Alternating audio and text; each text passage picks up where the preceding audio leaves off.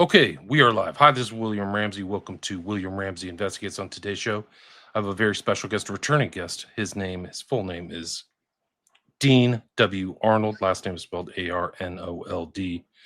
And this is not the first time he's been on my show. Originally, he was on my show for a great book titled Hillary and Vince.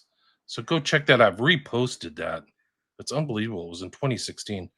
The full story of the book is Hillary and Vince, a story of love, death, and cover up.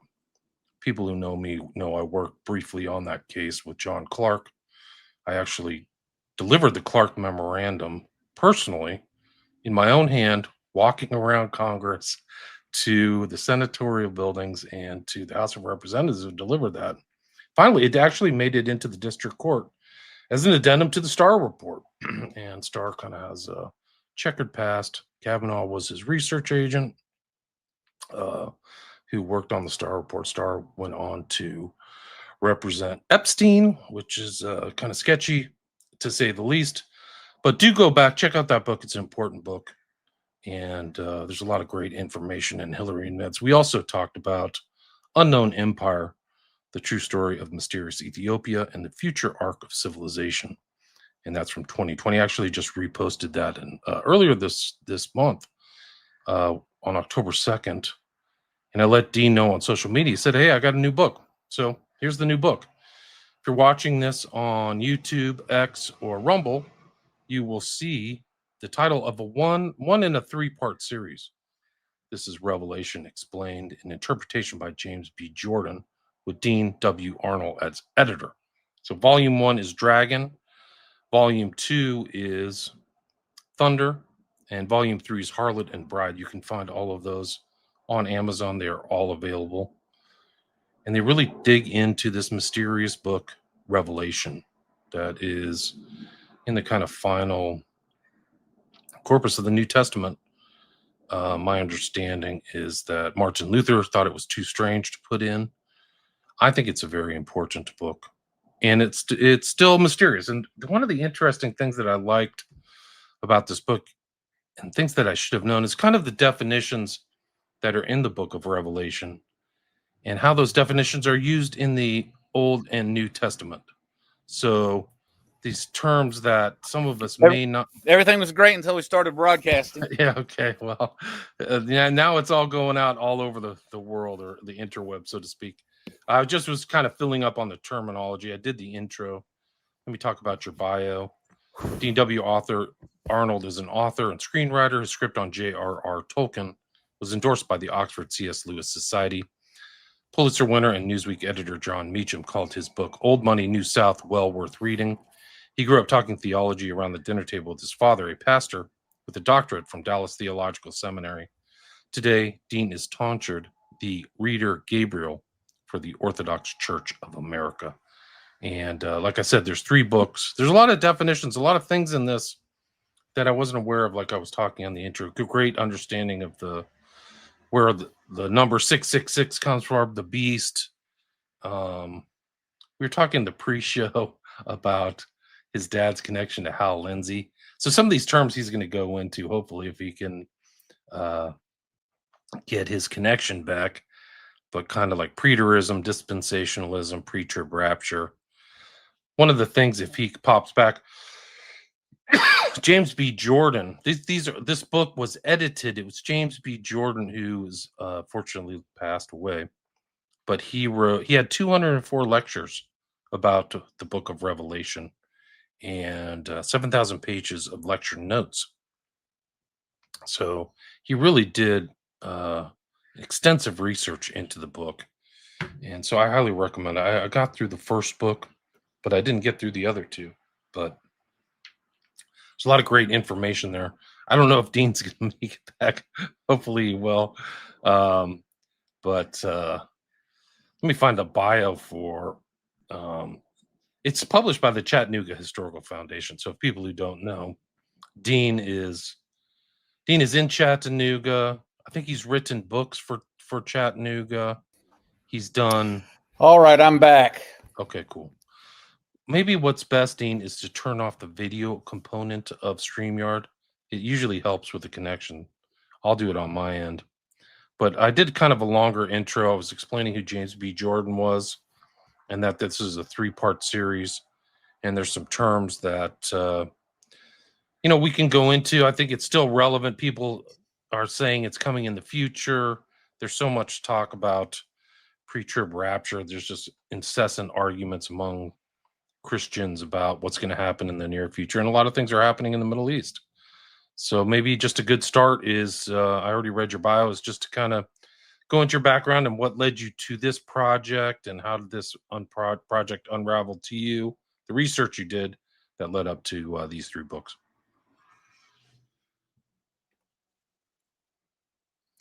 Okay, he's still not there. Okay. I'll start from there. Am I coming through? Am I coming through okay? Yeah, I think so. I think my suggestion would be to turn off your video. Are you can able go to hear down. me?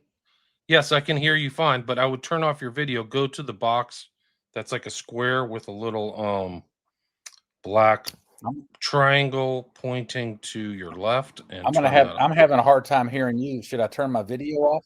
Yes, turn it off.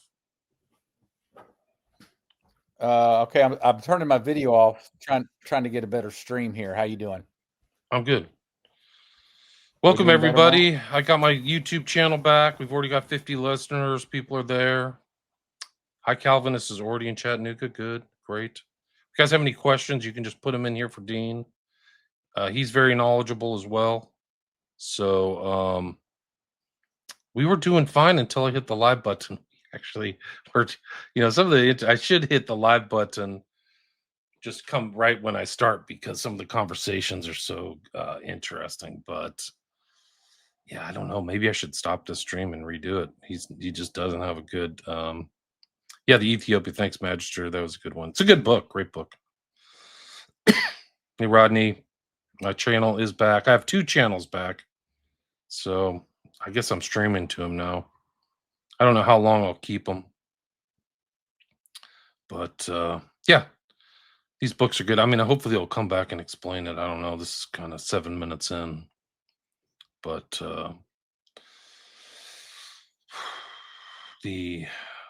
what else is going on?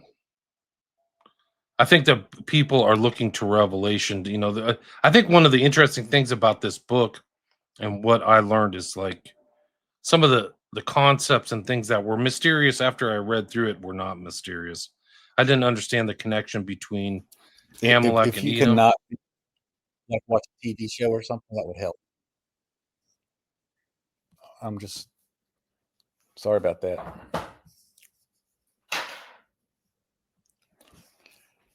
Are you able to hear me now? Loud and clear. I turned the video off. Perfect. I turned the video off now so that you can hear the audio. How's that doing? You sound good to me. Very good. Okay. Oh, you got the Days of Vengeance up there. Okay, so I'll go ahead and start my story if you're hearing me okay. Yes, please do.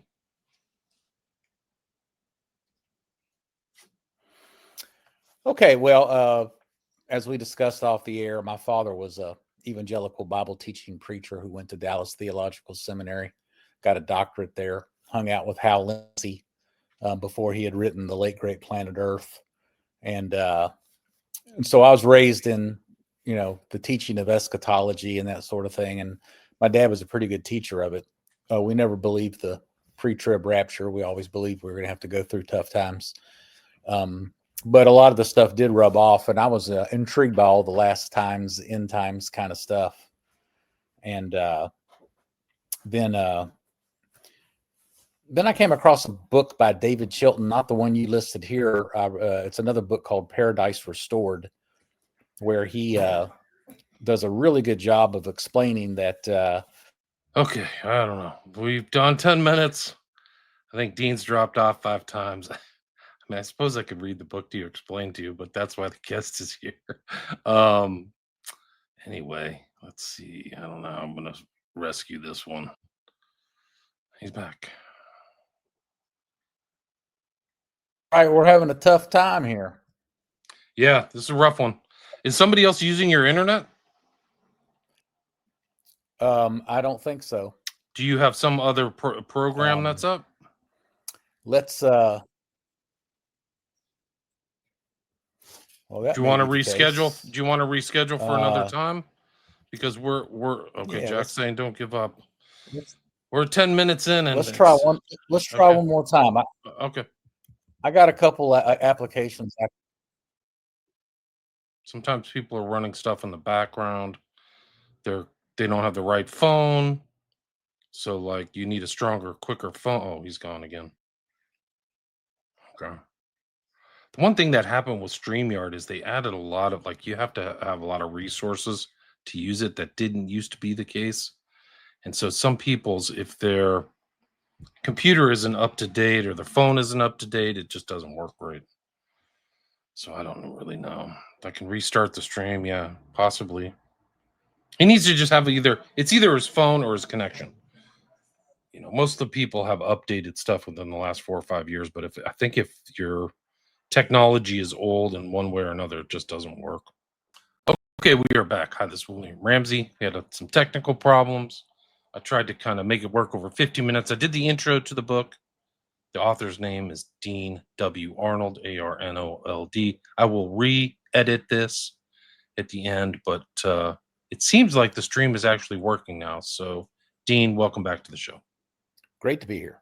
Awesome. So, for people who may not have listened to the intro, may not know your background, and didn't listen to the bio, maybe you can just talk about your background, your books, your writings, life in Chattanooga, and what led up to putting together this book or these 3 books, Revelation Explained. Yeah, well, just briefly on me, I've written several books. I started out as a pro-life and a pro-family activist, and I wrote a lot of press releases and newsletters. And I got so fed up with the newspaper in town, I started my own news publication. So I was an investigative reporter like yourself for 10 years. And after that, I got tired of being in a negative space, and I decided to start writing books. And so I've written a book on my hometown, Chattanooga. I've written one on Hillary Clinton and her best friend and lover, Vince Foster, who was found dead outside the White House. We did a show on that. I've written a book on Ethiopia, kind of a sweeping history, 2,000-year Christian history, first Christian empire, 1,000 years Jewish before that. Nobody knows that. They also claim to have the Ark of the Covenant, which is kind of the hook for the book. Written one on the Trail of Tears, the Cherokee Saga, and a few others. But the most recent book that I've written, three books, 3 volumes, Revelation Explained. I didn't write it, actually. I'm the editor. I've got probably 400 pages in it that I've written, but appendices and prologues and all that. But it's actually the commentary of a scholar named James Jordan, who is he did 204 lectures that I found to be phenomenal. And but then he had a stroke and he couldn't turn it into a book. And so I went and visited him in Dallas, Texas, and got permission to turn it into a book. So that's who the actual writer of the commentary is. Now let's go back and talk about the angle of this book and why it has a unique message. I was raised by an evangelical pastor, got his doctorate in theology from Dallas Theological Seminary. He kind of came out. He didn't come out dispensationalist. We'll talk about that, what that means, I guess, down the road here. But he did get influenced by all the kind of last days madness. And one of his friends at seminary was Hal Lindsey. He was kind of a nerd. But then he ended up writing books and becoming famous with the book, The Late Great Planet Earth. So I grew up in that environment, learned a lot about eschatology, which is the study of last things, because my dad was a really good teacher.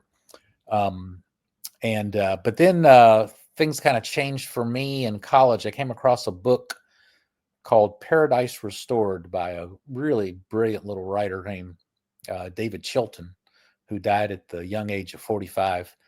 But Paradise Restored does a super job of explaining that prophecy, end times prophecy in the New Testament, which obviously is the book of Revelation, but probably more importantly is end times passages in the Gospels like Matthew 24. They can be interpreted as having been fulfilled in the first century. Now, it's actually a double fulfillment. I'll get to that in a minute. the position, a near fulfillment of New Testament prophecy, is called preterism. But the belief is that there's a near fulfillment, which is the first century, but there's also a far fulfillment. So it's not that as preterists that we don't believe in the far fulfillment. I do believe that Revelation and Matthew 24 do have to do with the end. I just don't think that it's going to happen, next year or in 10 years. Probably not in 50 to 100 years. It's probably more like 500 to 1,000. That always freaks people out. I don't know for sure because we don't know when Jesus is coming back, but it hadn't happened for 2,000 years, so it's probably not going to happen tomorrow. Anyway, there is a near fulfillment way to interpret Revelation. We'll talk about that in a minute.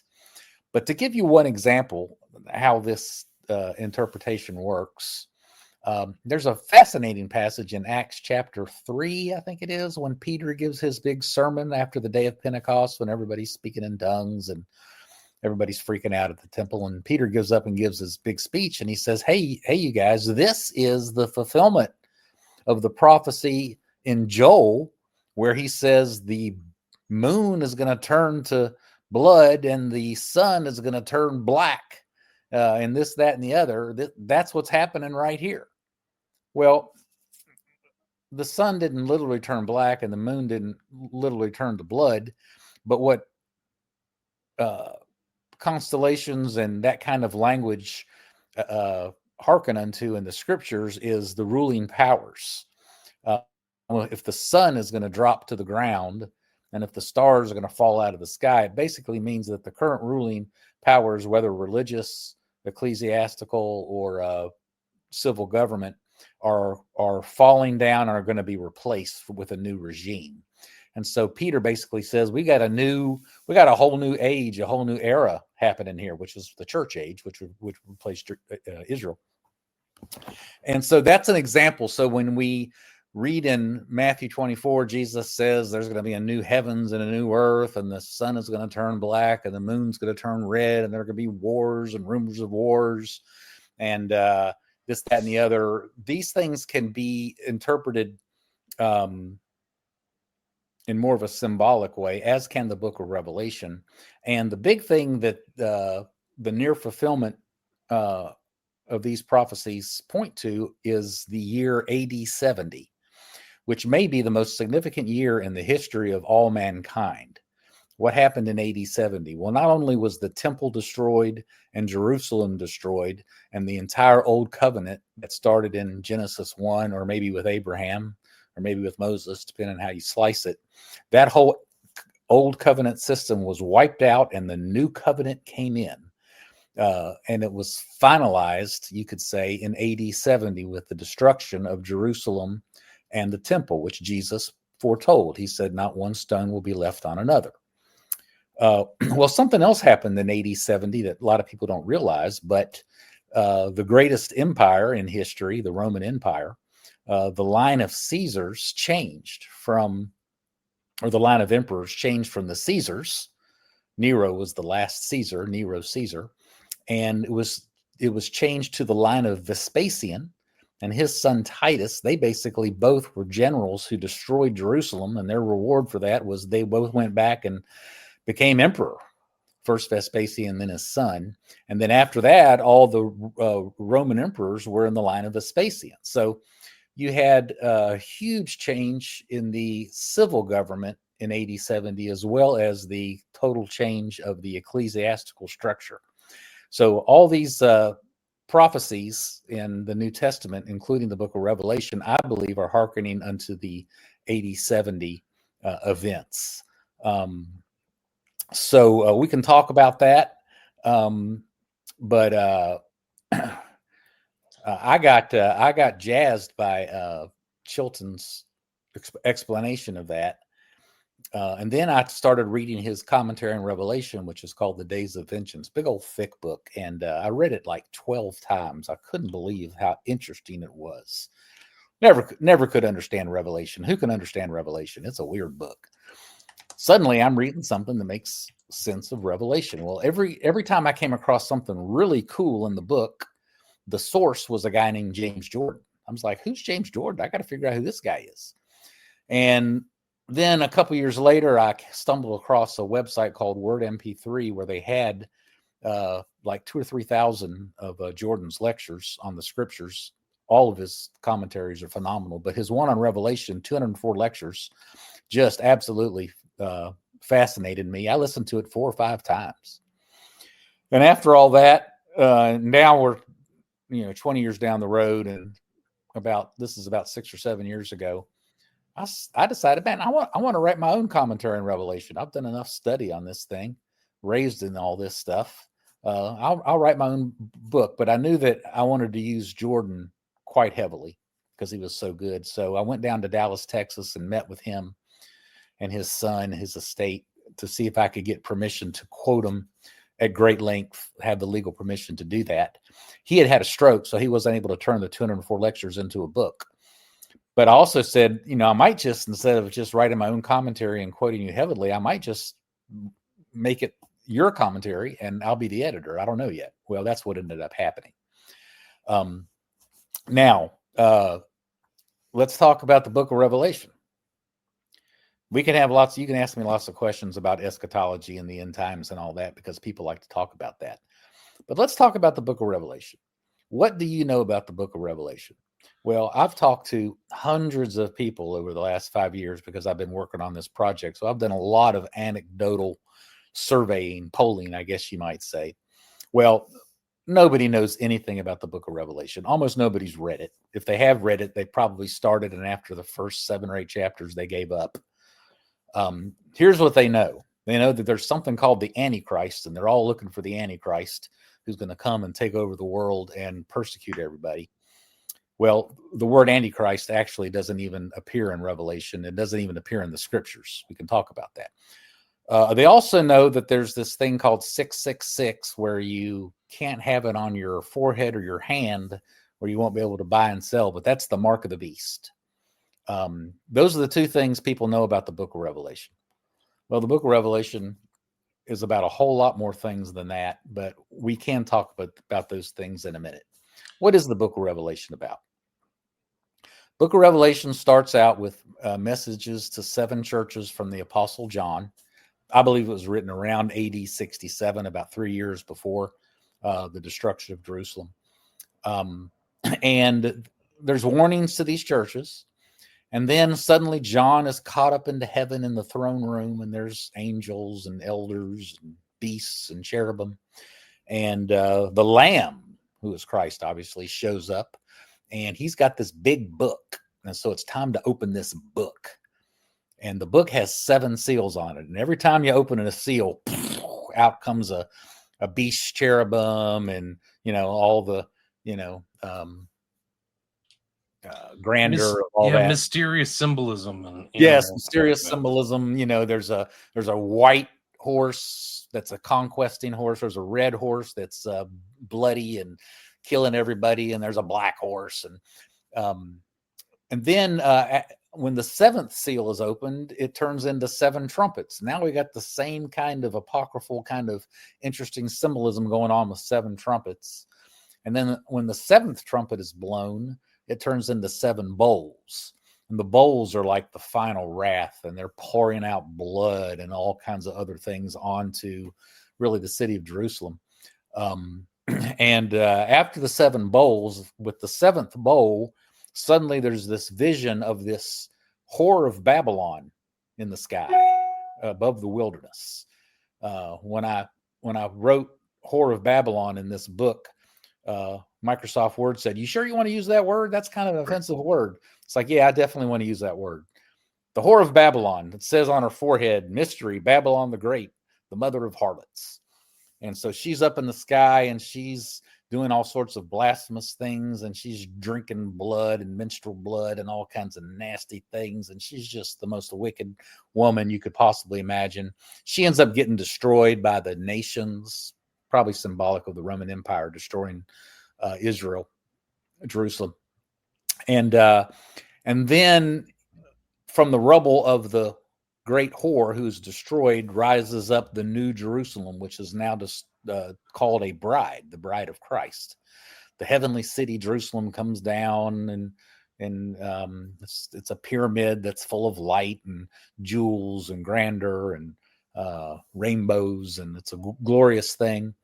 So it really ends up with this very positive vision. All the nations are coming in. The kings are bringing in their glory into this city. So it's really a vision of the church age. And when Jesus says, "Go into all the world and make disciples of the nations, teach them everything I've commanded you to teach them." So it's really the Great Commission, right? Great Commission and bringing all the nations to Christ. So that's what the book of Revelation is.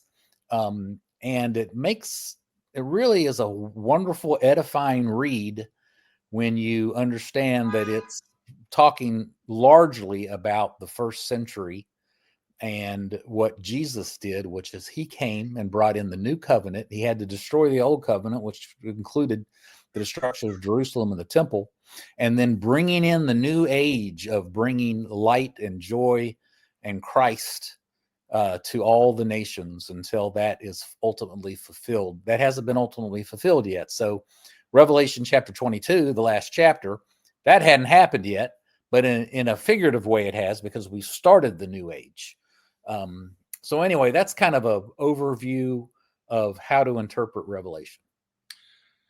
And about interpretation, why do so many people get it wrong or try to put it to this time? And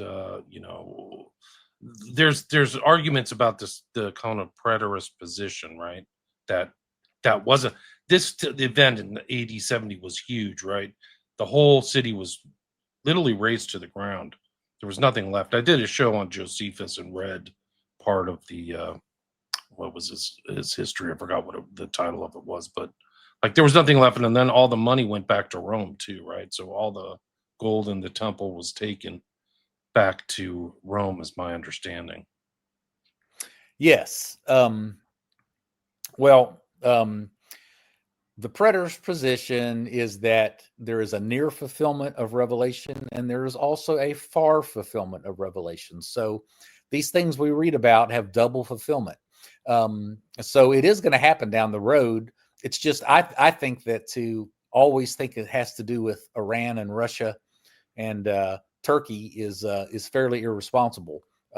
We don't know what's going on. That's pure speculation. So it's best to spend time studying the near fulfillment, which is accessible, objective, obvious, that sort of thing. An example of the double fulfillment of prophecy, when Isaiah gives his famous prophecy, "The virgin shall be with child, and ye shall call him Emmanuel." We all know that from Linus and Peanuts. But it's also one of the more famous prophecies. Well, when Isaiah gave that prophecy to the king, "This is a sign for you, the woman shall be with child." Well, right after that, like 3 or 4 verses later, it says that Isaiah's wife had a son. And that is clearly the near fulfillment of Isaiah's prophecy. Now, in the Septuagint, the word for virgin can also mean a young woman. And sometimes Jews and others will try to argue that to get out of the virgin birth. But in the New Testament, when the Greek says virgin, it really does mean virgin. So we believe in a virgin birth. But there was a little wiggle room when Isaiah said it. And so you've got the near fulfillment with his wife having a son. And then you've got the far fulfillment, which was Jesus Christ being born in Nazareth from Mary, the Virgin Mary. Now, what did people in Isaiah's time understand about that down the road? Nothing. It was so far away, and there's just no way you'd be able to put it together. I think we're probably in the same position with the book of Revelation. We don't really know what the final end apocalypse is going to be like. It's going to be a while.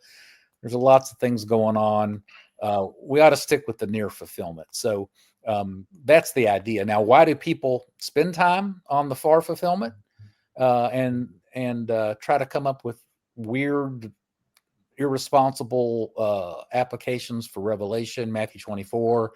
Some of the really weirdos that are really into it get into like Zechariah passages and Daniel. There is a syndrome for Last Days Madness, and there's several reasons for it. One is just escapism. It's just a whole lot easier to just say, throw your hands up and say, "Man, this world's so difficult and screwed up. I'm just gonna just hope that Jesus comes back tomorrow."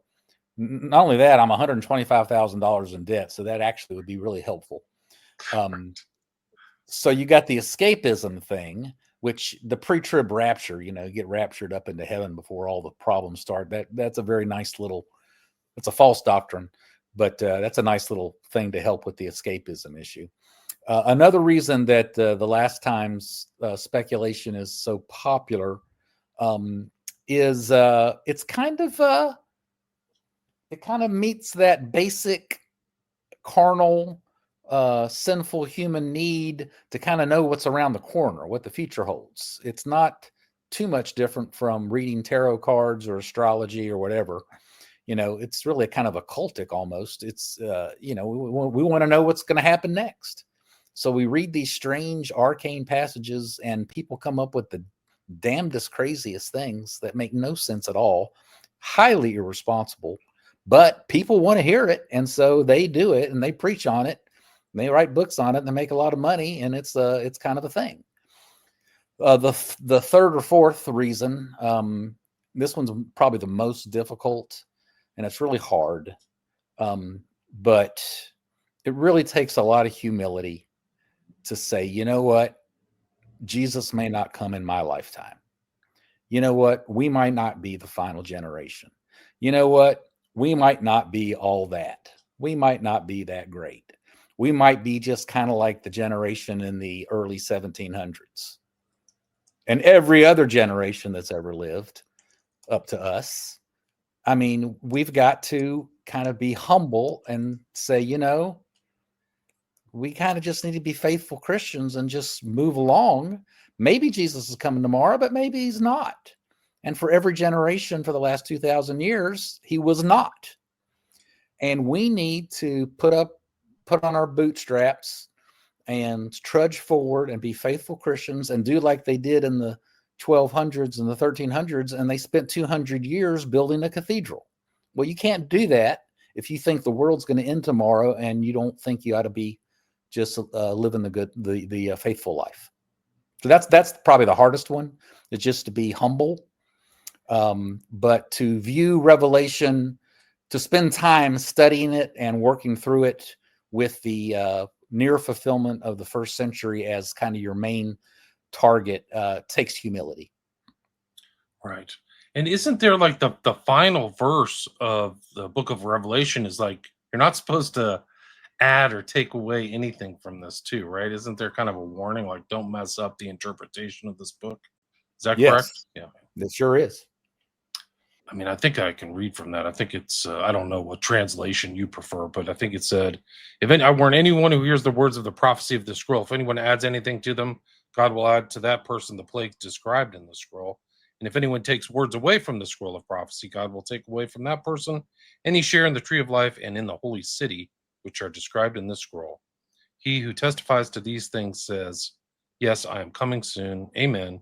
Come, Lord Jesus, the grace of Lord Jesus be on God's people. Amen. Well, one of the things that as a tell that it's meant to be interpreted around that time is also how important the seven churches and the message to the seven churches is. Would you agree with that? Yeah, and one of the things that Jordan really helps with the interpretation of Revelation is first of all, if you're a student of the book, the first 3 chapters are messages to the 7 churches, and they're kind of boring. I mean, when you pick up the book of Revelation, you're like, okay, I'm looking for flaming swords and wild groups of angels, and I'm looking for, massive explosions and all sorts of sensational things. Well, the first 3 chapters don't give that.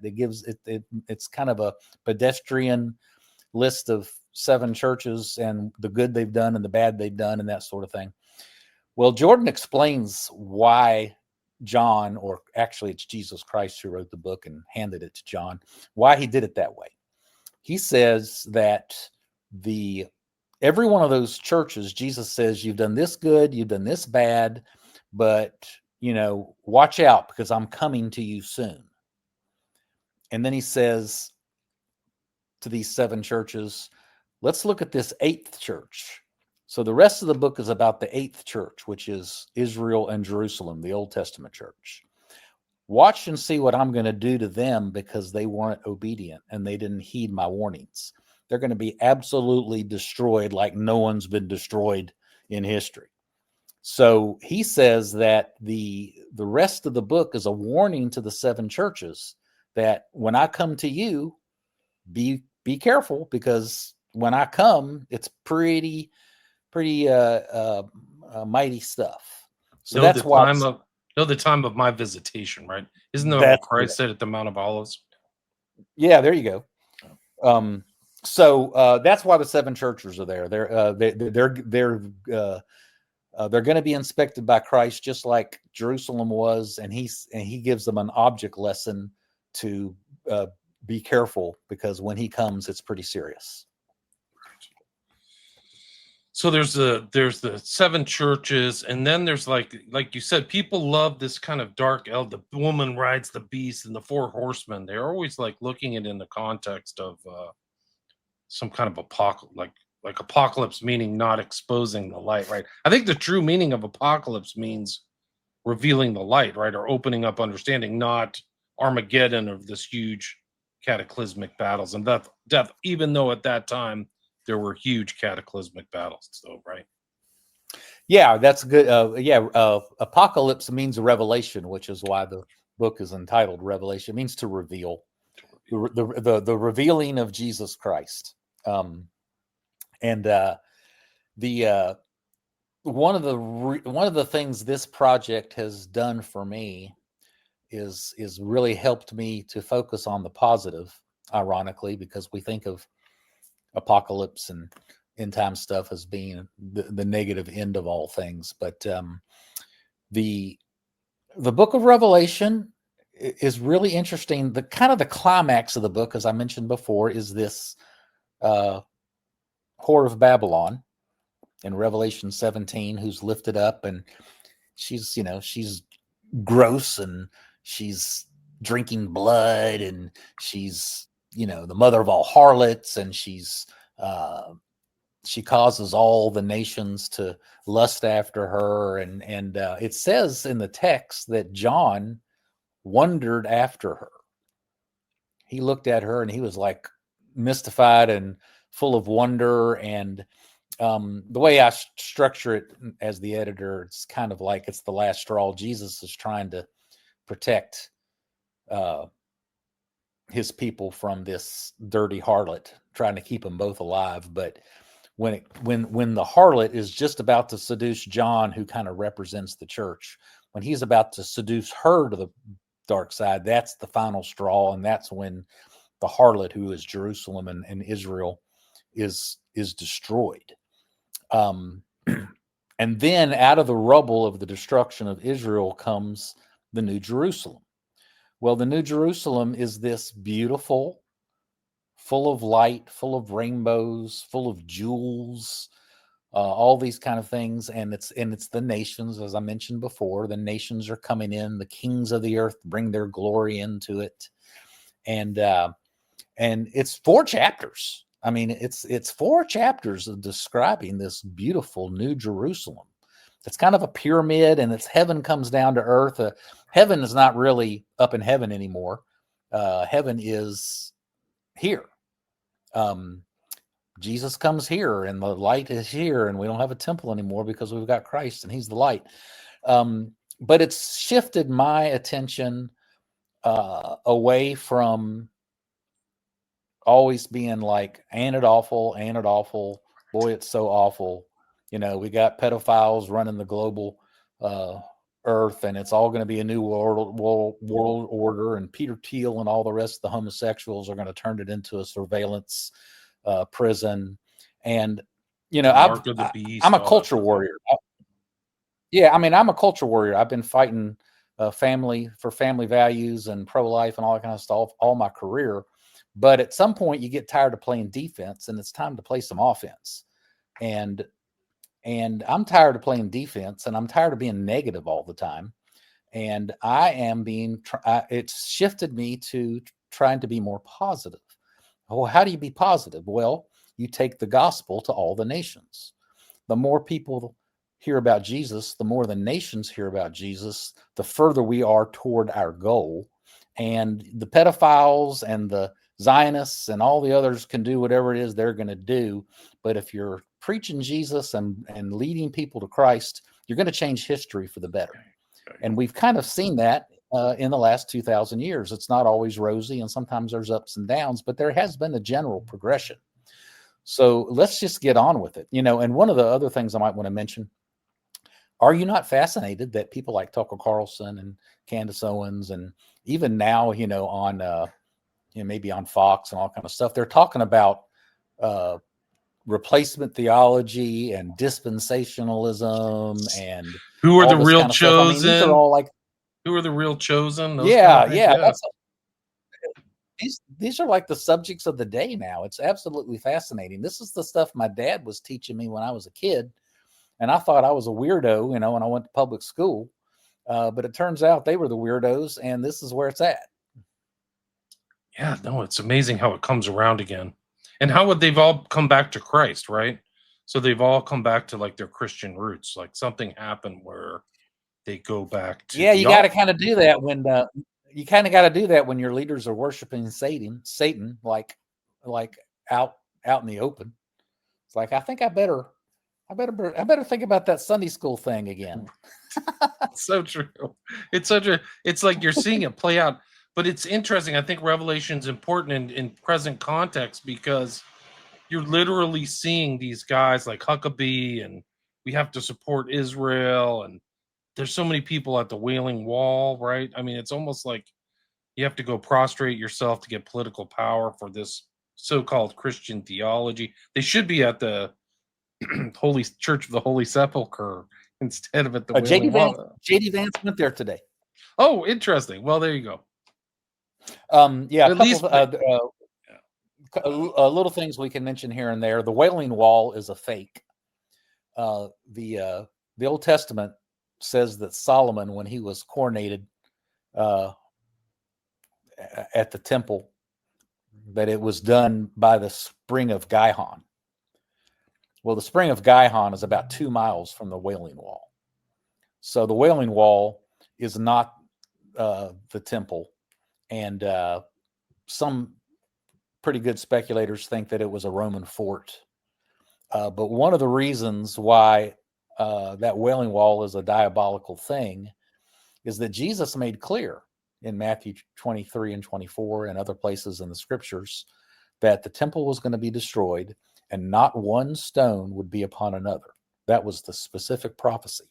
Well, that Wailing Wall is in part an attempt by somebody to try to say, no, Jesus's prophecy didn't really fully come true. Wow. So there's a theological kind of point to it, or some kind of tip of the spear element. Let's talk about a few other details that people like to talk about. There is no pre-tribulational rapture. That's kind of, everybody sort of accepts that there's going to be a 7-year tribulation, but before that, the Christians are going to get raptured out. The word rapture doesn't really take place in the scriptures. There's one place in Thessalonians where Paul says that we're going to be caught up in the air right when Jesus comes down at his second coming. So there is a rapture as Jesus comes down, we go up, but nobody's getting out of any trouble. Another thing, a little tidbit we need to look at, the Antichrist.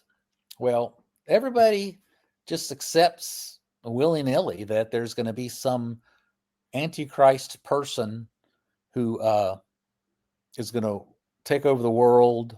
People speculate that he's Jewish. He's from the tribe of Dan, blah, blah, blah, blah. And he's going to persecute everybody. And then then Jesus will come and kick his butt and it's all going to be over. Well, that may be. I'm not going to say that it's not, But the phrase "the Antichrist" does not occur in Scripture. The word Antichrist does not occur in the book of Revelation. There's in chapter 13, there's talk about the beast, and the beast is the one who deals with 666, and you can't have a mark on your hand or your head and that sort of thing. So people conflate this Antichrist idea with the beast in Revelation 13. Jesus does not talk about the Antichrist in the Gospels. The only place the word actually appears in the Scriptures is in the epistles of John, where he says a couple different places to beware of the spirit of Antichrist, he says. And he says, and there are many Antichrists. There have been many Antichrists have already come, and many Antichrists will come. So this whole idea of the Antichrist may or may not be legit. It's not really biblical. I think, I'm Eastern Orthodox, and we pay a lot of attention to the church fathers, and I think the church fathers talk about it. So I'm not going to say that it's not going to happen. I just want people to realize that it's not really on strong biblical ground. All right, we're going to talk about 666. You mentioned that earlier. Everybody knows about that, and that's kind of a fun thing. Well, so that's the thing in Revelation 13, the sea beast, the beast that comes out of the sea. There's one that comes out of the land, and there's a beast that comes out of the sea, and he's the one who won't let anybody buy or sell if they have 666, his mark on their hand or forehead. Well, a few things. First of all, the sea beast is probably Rome in the near fulfillment. And what does it mean to have something on your forehead or on your hand? Well, in the the Torah, the Leviticus and Exodus and all that kind of stuff, God says he wants the law of God written on your hand and on your forehead. And it's so this 666 mark of the beast on your hand and forehead, it's not necessarily a literal thing. It's symbolic of where is your devotion, where is your allegiance. Jordan describes it as kind of the Pledge of Allegiance. You lift up your hand and you pledge. That's what Jews do with the tefillin, right? The tefillin is on your forehead and your hand. They strap it around. That's right. That's the so-called obedience to God. Yeah, little scrolls and all that. Now, what is 666? So what is that? Well, you always get the craziest explanations. People can make it mean Napoleon. They can make it mean Hitler. They can make it mean various popes. There was a point where Henry Kissinger was 666. Ronald Wilson Reagan. Remember that one? Oh, Ronald Wilson Reagan. There you go. There's always some kind of 666 derivation. But probably the best one, I don't think it's the ultimate reference for 666, but pretty darn close, is Nero Caesar. And if you don't know your history, Nero Caesar was the last Caesar before AD 70 and the destruction of Jerusalem. He was the worst of the Caesars. And he was a sexual pervert. And he was killing Christians and Jews and just really an awful character. Literal transsexual, right? He was Yes. He would castrate young boys and marry them and all sorts of stuff. Yeah. Really and he would dress up and attack people and eat their genitals. He was nuts. But anyway, Nero Caesar, Greek letters, Hebrew letters, Latin letters, kind of like all letters but ours, are numbers as well as letters. So that's like gematria, right? They call it gematria, where each letter represents a number, right? Yeah, this is a little less confusing than gematria. Okay. It's pretty straightforward. But like in Roman numerals, we know that the V means 5, right? And the I means 1, and I think the M means 1,000, and the C means 50 or 100 maybe. We know the Latin ones. Well, in Hebrew, Nero Caesar. Actually, there's a couple places where it's Neron Caesar. The text says Neron with an N. That adds up to 666. That's a pretty good reference for 666. I mean, I think John wrote this in 67 when Nero was in his evil heyday. But here's the problem. out of many, many, many references to Nero Caesar, there's only 2, maybe 1, that have the N, Neron Caesar. So actually, without the N, Nero Caesar adds up to 616. And interestingly, there's actually several textual variants that don't use 666 for the book of Revelation in the Bible. They use 616. Interesting. But pretty darn close, but not really the best reference for 666, in my opinion. And Jordan goes into this in detail in the book, but let's just explain it very quickly. What's the only other place in the scriptures where 666 appears? I thought it was one of the talents There's or only whatever. one? Was it the talent at Jerusalem? Yeah, well, I read the book. You've read the book. Right. You're a good boy. The only place it appears is in 2 Samuel 10.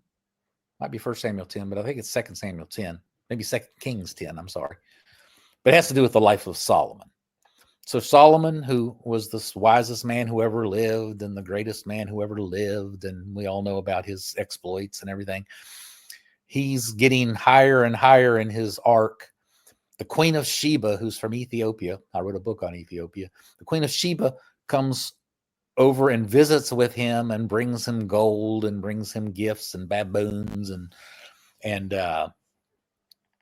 they end up getting intimate, having a child. That's for the Ethiopia book. But anyway, Solomon is performing the role that God ordained for Israel that they failed in, which is to be a light to the nations. Ultimately, that had to happen through Jesus Christ. But anyway, he's being a light to the nations because the Queen of Sheba is coming to him. And then right after that, his arc starts going down. So that's at his height. And then the rest of the book is the horrible fall and decline of Solomon. And it starts with, he had a lot of gold and silver. He had so much silver that nobody even cared or counted. And he had 666 talents of gold coming into his kingdom every year. So there's the 666. A talent is about 100 pounds. So 666 100-pound pieces, that's a lot of gold. It's in today's dollars, it's like 3 or 4 billion. And then from there, Solomon starts being bad. He starts marrying foreign wives. He starts serving foreign gods. He starts building homosexual brothels and probably participating. He starts building temples to Molech and other demon gods where you sacrifice your children. So he got as bad as you could get. And what Jordan says is that Solomon doesn't just represent wickedness, but he represents apostasy, which means you're at the very height and then you come down to the very depths, apostasy. So 666 is a symbolism of apostasy. And Solomon was doing double duty as both kind of protector of the religious kingdom as well as the civil kingdom. So ultimately, whether it's 100 or 1,000 years from now or 10,000 years from now, when we have the final fulfillment, there will be some kind of apostate character who's represented by 666. We'll see how that goes when it plays out. But that's the best explanation I've seen on 666. Me too. And he also adds other 66 numbers that are in there that go back through the Testament. Go back through the Old Testament. It's like there's a 66.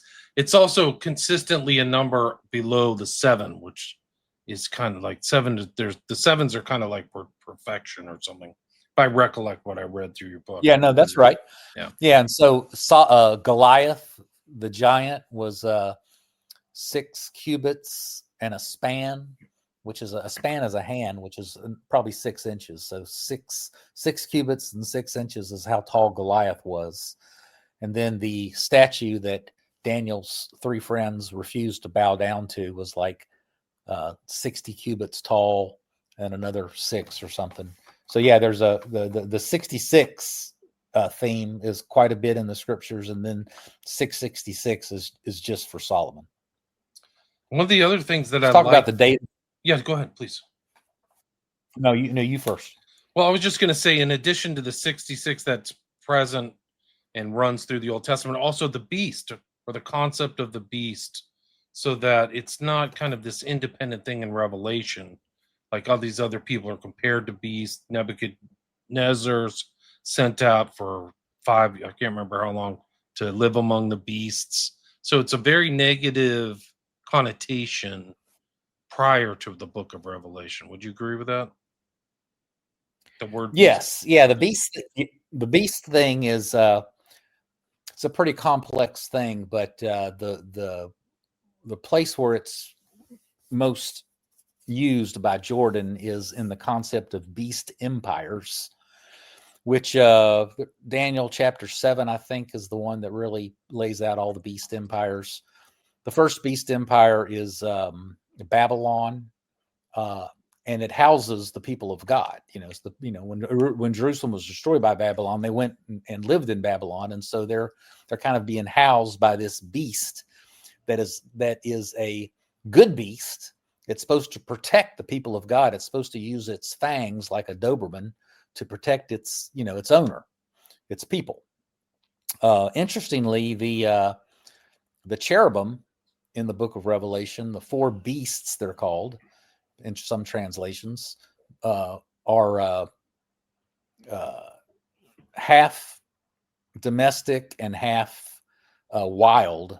So they probably guarded the Garden of Eden. And so, if they're looking inward, they're domestic like a cow or a man face. And if they're looking outward, they're wild like a eagle or a lion. And of course, we got a beast theme because the snake comes in and does his thing. But anyway, I digress. Babylon is taken over by Persia, which is kind of a bear image. Babylon's a lion. Persia has a bear imagery. And then Persia is overtaken by Alexander. And Alexander has four expressions of his empire. Alexander himself, then the Seleucids, which are up near Syria, and the Ptolemies that are in Egypt, and then early Rome. Early Rome was really a Greek empire. Rome is Greek in a lot of ways. But then the seventh beast empire is evil Rome. What really starts with becoming an empire, and then it degrades into Nero and all that. That's seven beast empires that were protecting the people of God all the way to the destruction of Jerusalem. And then the beast empire role is no more. And of course, in Revelation 13, the sea beast is the evil Roman Empire that no longer is doing a good job of protecting the people of God, but instead is murdering them. So Rome and that whole beast system gets fully annihilated in AD 70. That's probably more than you wanted, but you got it.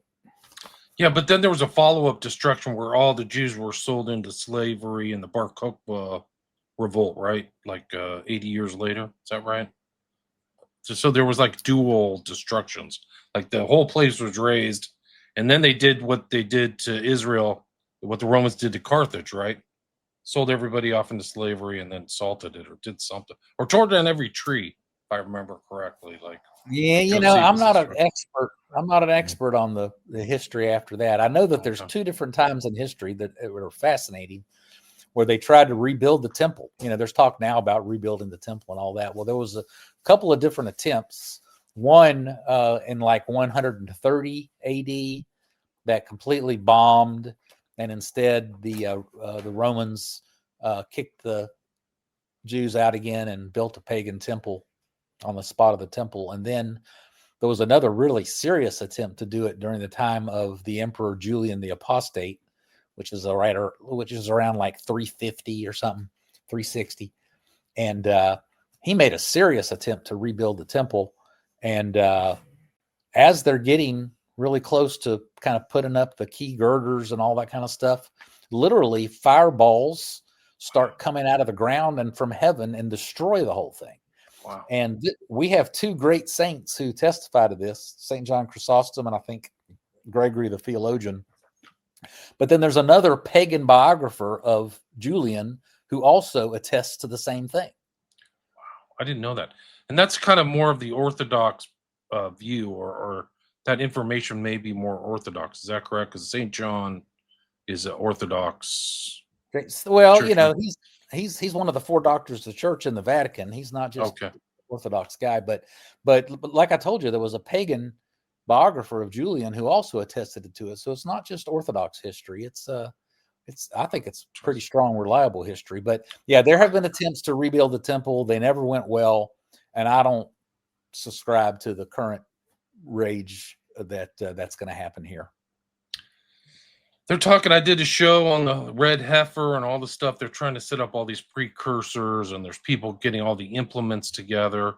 So you're kind of, do you think you have a general view that would be offensive to God to Yes, make up their temple? Okay. Yes. Well, I heard Jay Dyer talking about this the other day. It's not that there aren't people out there trying to do it. So I believe there are people trying to do it. I just don't think they're going to succeed. And yes, that's a very good way to put it. God is offended by it because he destroyed the temple. He destroyed the old covenant. And we're now in the new covenant, and there's no need for a temple. And I think we'll probably see something like we saw in 350 AD, where the balls of fire came out and destroyed everybody. Wow. That's amazing. Yeah. Data revelation. One of the big objections to the idea of a preterist near fulfillment interpretation of the book of Revelation is that people seem to think that it was written in the 80-90s and not my belief that it was written in 80-67. So I've got about 40, 50 page appendix in this first volume of Revelation Explained that talks specifically about the dating of Revelation. And there's some reasons I believe that. One of the reasons I believe it is that the Orthodox Church's Lives of the Saints calendar on the date of the death of John, the theologian, the Apostle John, says that he wrote the book of Revelation in 67. So my church history ascribes to that belief. There's also various early church sources that point to an early dating of Revelation and really an early death of John before AD 70. The reason that the idea of it being written in the 90s, which is probably the dominant view both in Protestant and in Orthodox circles, is one of the early church fathers, a very well-known one, Irenaeus, says that that it or he was seen at the time of Domitian.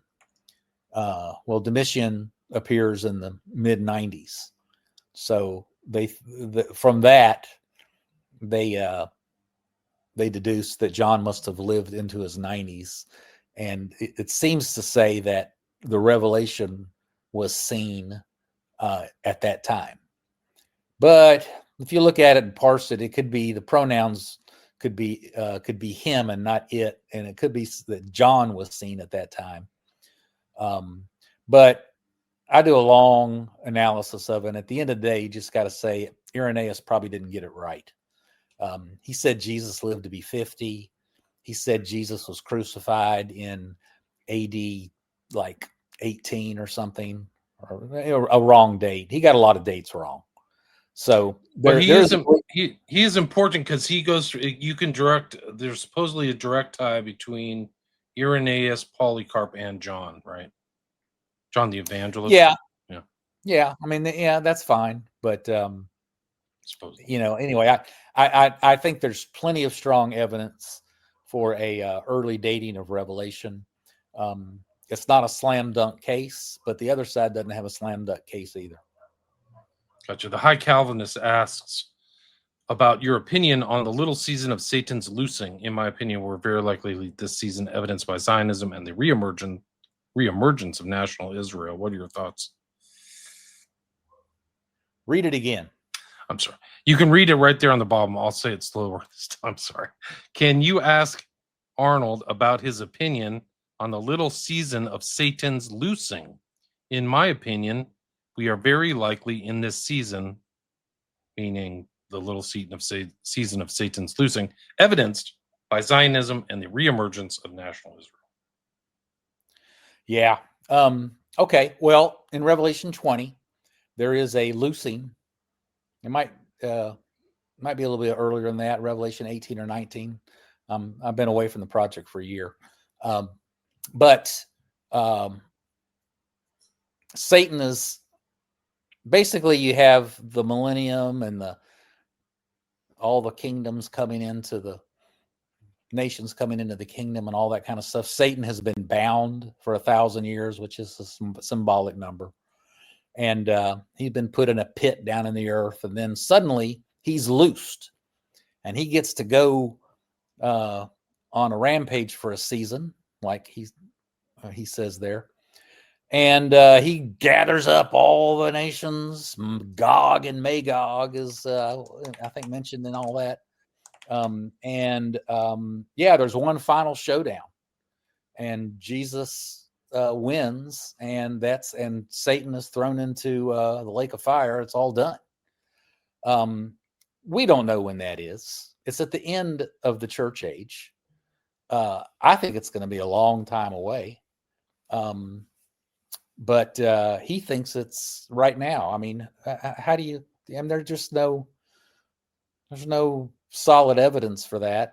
I think it's irresponsible to speculate. We got a national Israel right now. We might not have a national Israel next month. Israel's making some really stupid decisions. So I don't think that means much. Gotcha. For people who don't know, I just posted, or this is for the audio, I posted the old interview I did with Dean about Unknown Empire, his excellent book on Ethiopia. And I also have read Josephus's The Wars of the Jews, which covers the destruction of Jerusalem. I don't know if there's a better record. Some people have critiqued Josephus as kind of a turncoat, which I think in a certain perspective he was. He went from being kind of a Jewish patriot to a Roman aristocrat, is my understanding. But still, it's the best we got. So I'll put links to that in the show notes. Does anybody have any questions for Dean Arnold? We're almost at the hour mark. Like, it's gone fast. Is there anything else you'd like to cover? I mean, kind of my notes are kind of done because we covered pre-trib rapture. What's your thought on dispensationalism and its connection to the book of Revelation? Well, that's a term that's getting thrown around a lot. It's amazing. I never thought I'd hear mainstream media talking about dispensationalism, but it can mean all sorts of things. Technically, I guess it's a theological belief that we have different dispensations in history. We got the old covenant, and we got the church age, and we got the Israel age, and maybe we're going to move out of the church age into the age where they build the temple and Jesus comes down physically and reigns for 1,000 years. Anyway, that's sort of the technical definition of dispensationalism. But really the term just kind of gets collated with all the other trappings that come with this, what I would call last times madness. So the pre-tribulational rapture, the belief that Jesus is going to come down in a physical body and rule as king for 1,000 years before the second coming and the last judgment, or maybe before the last judgment, which I don't believe, and the historic church has not believed that. The historic church believes that Jesus comes down, we're raptured up with him, we all come down, there's a last judgment, and then we come into a new age. Dispensationalism is just kind of a calling card for last time's madness. Right. Yeah. Really something else. There's just so many people who've added things into the scriptures that aren't as well. They're based on very simple, flimsy statements of one or two things, and then they've built up an entire industry, a very lucrative industry. I think, like you mentioned in the past, like some of these books have sold millions. Yeah, it's very unfortunate. It's very irresponsible. And then you've got about 10% of the evangelical crowd that are kind of like engineers, and architects, or they're these bean counter types, and they're pretty good at reading through the whole Bible and then reading these end times passages and analyzing them. And because they've read it and nobody else has, they get to become the experts, and they get to come up with these outlandish, wild interpretations and views of how these obscure passages have to do with today's issues with the modern state of Rothschild, Israel, and Iran and Iraq, and this, that, and the other. Henry Kissinger. It's all baloney. Gog is Russia and it's going to come down from the It's top. And I mean, I've heard them all. Yeah, I had it's a all guest on it's all very sad. It's all very irresponsible, and it's unfortunate. The mother of harlots is the Catholic Church, who sits on many waters, and so like this is it. Yeah, I mean, it's easy. It's easy to come up with your explanation. Yeah. Although the thing about getting back to Jordan is like what I liked about the book and the way it's read is how knowledgeable he was about terminology from the Old Testament, and understood like land and sea, and how those terms, just like we were talking about 666 and beast, are interspersed in Revelation. So it's not really, it can be seen as an independent special book, which it is, but it also has its concepts and imagery based upon biblical tradition. Do you agree with that? Yeah, I do. And yeah, so let's talk about the land and sea. Land and sea throughout the book of Revelation is symbolic of Israel, the Jews, which are the land, and the sea, which is the Gentiles. We see this in the Old Testament because Old Testament prophets and kings are all shepherds. And then when we get to the New Testament, they're all fishermen. All the leaders are fishermen. And so we go from land to sea. And one of the things that's really helpful for just understanding the Bible, the New Testament, and history, and people just don't get it, but that is that there was a 40-year period, just like the 40 years in the wilderness. There was a 40-year period where some Jews remained Jews. The Gentiles that were being converted remained Gentiles. The leaders, Peter and the rest of the disciples, made it clear that a Gentile didn't have to become a Jew. And then there was this 40-year period where Jordan talks about those two are woven together to become one body. And after that 40-year process, Jerusalem was destroyed, the temple was destroyed, and so that was the end of that. At that point, there is no Jew or Gentile. That's over. We are the body of Christ. We are a holy nation.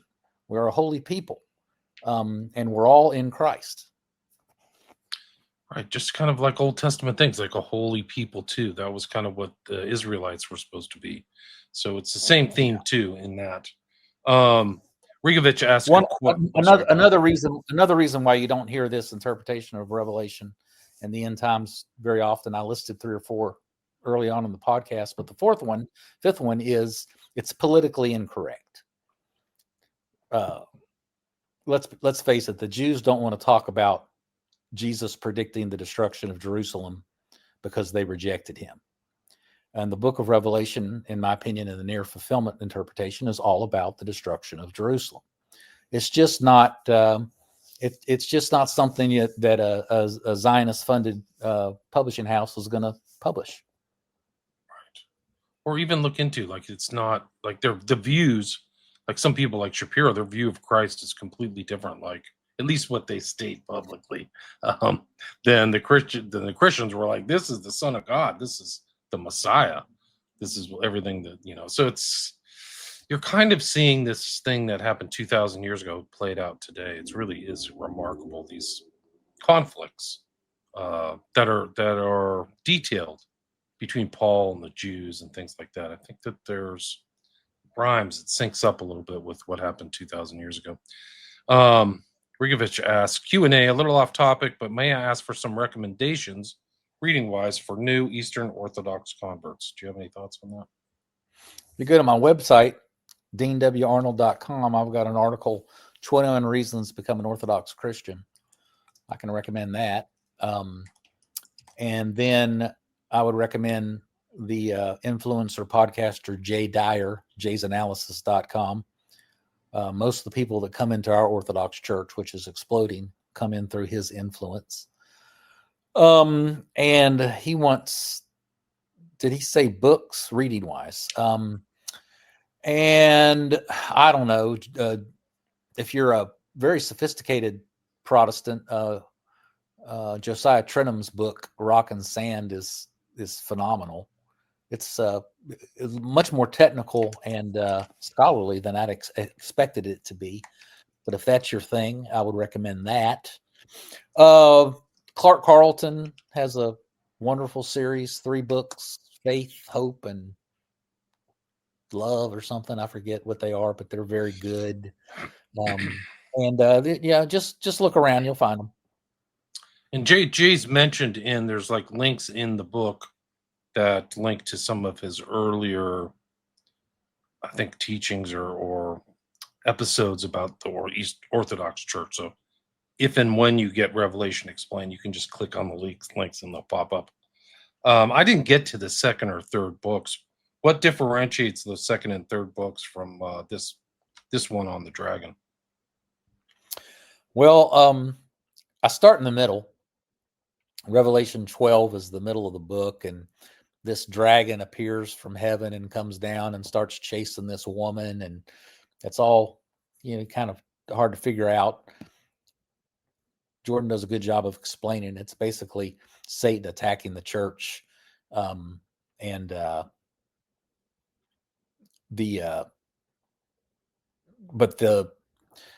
the end of those 3 chapters, 12, 13, 14, there's a harvest of wheat and a harvest of grape. Remember the grapes of wrath is a phrase we hear about. There's a book, Steinbeck book entitled Grapes of Wrath. And then the Union song, the coming of the Lord, he is trampling down where the grapes of wrath are stored. Everybody knows that passage. And everybody thinks it's the judgment on the wicked, the grapes of wrath and all kind of stuff. But it's really about the destruction of God's people, their martyrdom. And out of the blood of the martyrs comes the bowls of wrath, and that same blood gets poured out on Jerusalem. So it's a Eucharistic kind of imagery. I'm kind of on a rabbit trail, but volume 1 is talking about those 3 chapters. Volume 2 backtrack from chapter 1 to chapter 11.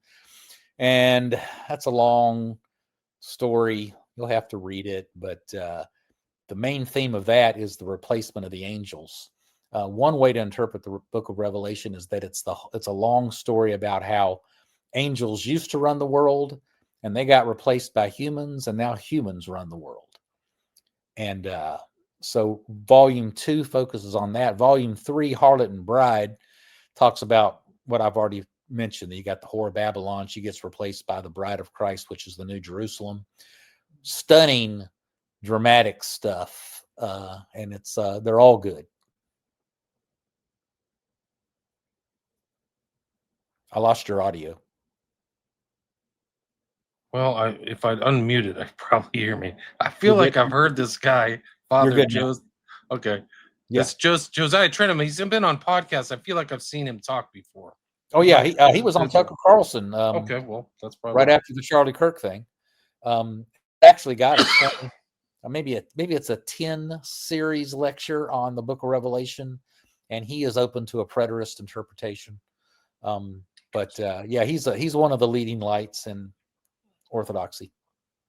Cool. And I forgot there's a podcast I was on that another Orthodox guy from Texas, actually, who you probably know. I forgot his name offhand.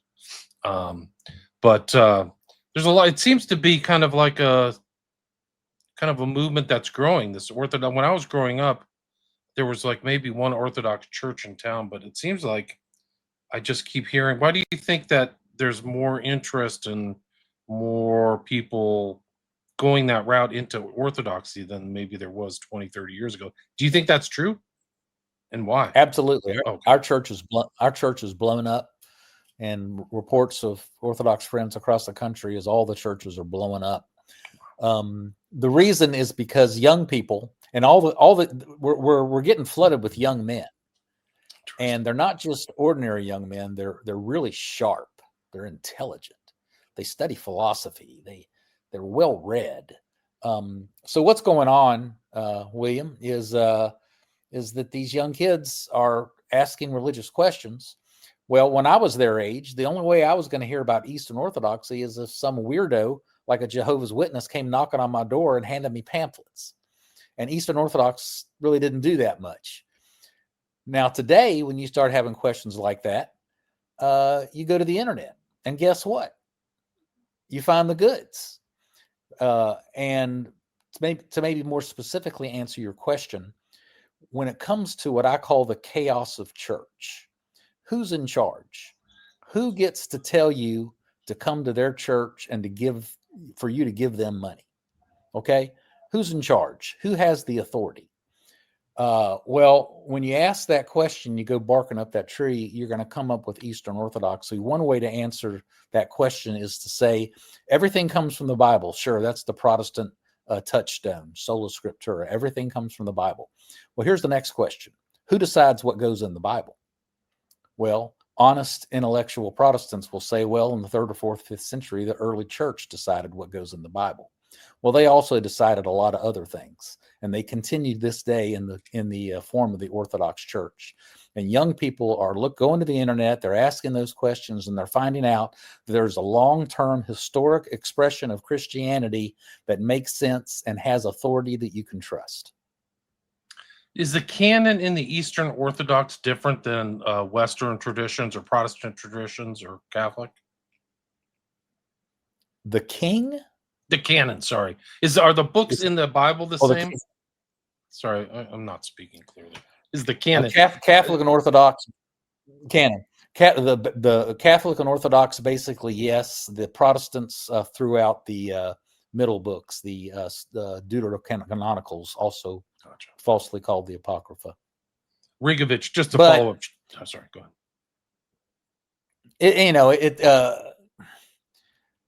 You can still generally have the same doctrines, even though those middle books are missing, but that messes up the point of orthodoxy, which is the church gets to interpret the scriptures, not individuals. Gotcha. Have you ever heard of Buck Johnson's podcast? I have not. Yeah, I think he's had that guest on, the guy that you just mentioned. This Father Josiah Trenham. I think he's had a lot of Orthodox guests, maybe not Eastern Orthodox, but Orthodox for sure. Let's see. Found Dean via Jay. Remember the first time Jay interviewed Dean. We've been Facebook friends. Hi, Rigovich. Thanks. Kind words, everybody. Thanks for listening, everybody. We had about 175 viewers. We kind of got off to a start. Maybe it was my computer. I began with Buck Johnson. Yeah, Rigovich, Buck Johnson. So you can check out that podcast, too, if you're interested in the Orthodox thing. You can also go to Dean Arnold's site. It's right here. Dean-W-Arnold. DeanWArnold.com. Yeah. Yep, there it is. And you can see a lot of good stuff there. I got several books listed on that site, and almost all of them have audiobooks. All the Revelations volumes have audiobooks. So I recommend them. They're all good. There's the Unknown Empire. We talked about that. You can hear me talk with him about that, interview him. Also the Hillary and Vince book. Great book. Is there anything you'd like to add? We're kind of at the 1 hour, 15-minute mark. Is there anything I missed or anything you want to close out with? No, I think we've covered everything. I just I want to end with my main emphasis, which is to be positive. This last time madness, which is all about, ain't it awful? Ain't it awful? The world's going to end soon. Look what they're doing now. Look what they're doing now. Get away from all that and be positive. Build a life, build a church, build a civilization, and be a part of the 2,000-year ongoing Church of Jesus Christ, which continues to grow and develop and reach the nations. Let's be a part of that movement. Amen. Amen. Thanks everybody for listening. I will put links to Dean's website, to his books. Go check them out. Very well worth your time. And thanks for all the great comments too. It's really great. Sorry about bungling up the first one. So people who are listening to this, I'll have added on the first 10 minutes. I'm going to do some audio editing. But again, the guest is Dean Arnold, and the book that I covered, and you'll see this right here, is Revelation Explained, an Interpretation by James B. Jordan, Volume 1. And again, it's Dean W. Arnold, Arnold, as the editor. Dean, thank you so much. Really appreciate it. Great time. Thank you, William. All right, stay there. Stay there.